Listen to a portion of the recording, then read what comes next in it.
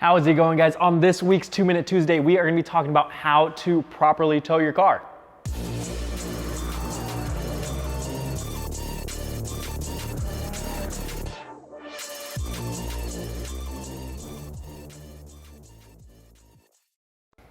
Now let's be honest, when we start modifying our cars, the chances of them breaking down goes up. Or if you track your car a lot, you may find yourself off-road needing to be towed off of the track. And in both those cases, it's important to know how to properly be towed to minimize any damage that may or may not occur. So that's what we're gonna be covering today. We're gonna start off in the back of the car where you'll find one of these. So in the trunk of the car, underneath the carpet and above the spare is where you're gonna find the OEM tow hook.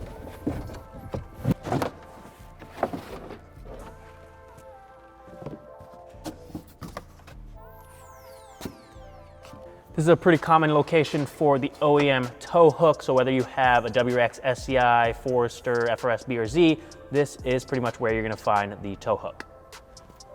On pretty much any modern day car, you're gonna see on the front and back of the car some sort of circular or square cover, and you're able to pop that cover off, and behind there is where you're able to screw in the tow hook. So on the front of the WRX here, I'm gonna take a flathead screwdriver and a microfiber cloth to help protect against any scratches in the paint, and you'll see there's a little slot underneath the cover. We're gonna insert the flathead into that opening and pry up, and that is going to pop out like so. Now this is just gonna stay dangled here. You can remove it if you really want, but now we can take the tow hook, and this is gonna go right into the bumper beam.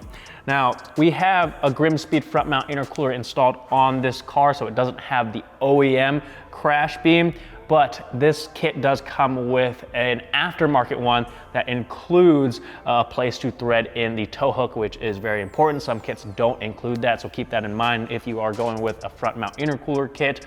Some don't have bumper beams at all, so you aren't able to use this location if you install a kit that doesn't have it. But as you can see, this just screws in here super easily. You can take one of the rods in the back of the car that's included with the jack to help tighten this. But then once you have this tightened, the tow truck can hook up to this tow hook and tow you out of the sticky situation. Same thing in the back of the car here. As you can see, there is a square little cover. This one's actually been drilled out, so we don't have to remove it. So the tow hook just goes right into there and threads right into place. Now that we know where the tow hook locations are, let's go underneath the car, and I'm gonna show you guys the tie down locations to secure the car to a flatbed trailer. Staying in the back of the car, the tie down location is gonna be near the jacking location on the pinch weld here. So you're gonna see this grommet that's basically in front of the rear tire.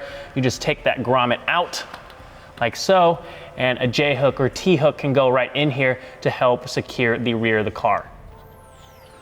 For the front of the car, you're gonna see these kind of eyelets come down from the bottom of the car, one on each side. This is gonna be the tie down points for the front of the car. One other thing I almost forgot to mention, if you are towing your car, your WRX or SCI, that's 4-wheel drive, make sure you are using a flatbed or dollies or towing it on all 4 wheels. Do not tow the car with just 2 wheels on the ground. You're gonna f your shit up and it's gonna be a really bad time.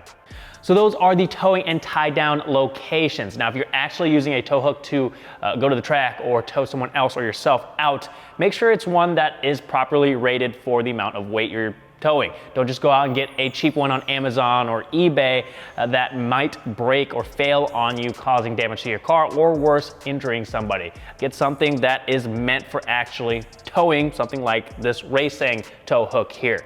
Now, another thing to note is, personally, I don't use those tie down locations when trailering my FRS because I like to take the stress off of the suspension components. So instead, what I do is take some axle straps around the wheels and cross them to the tie down locations on the trailer. But everybody seems to tie down their vehicles a little bit differently. So do your research on that and make sure you have some sort of tow hook. I'll leave links down in the descriptions to the ones that we have. If you guys have any questions, let me know in the comment section down below. Thank you guys for watching, and I'll see you guys next time.